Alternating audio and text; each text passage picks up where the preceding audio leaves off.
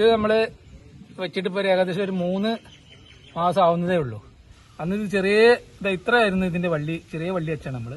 ഇപ്പൊ അതിനുശേഷം ഒരു 1.5 അടിയോളം ഇതിപ്പോ കയറിയിട്ടുണ്ട്. ഇപ്പൊ ഇത് മുകളിൽ കയറിനോടത്തോളം കണ്ട വലിയ വേര്, നല്ലോണം വേര് വരുന്നുണ്ട്.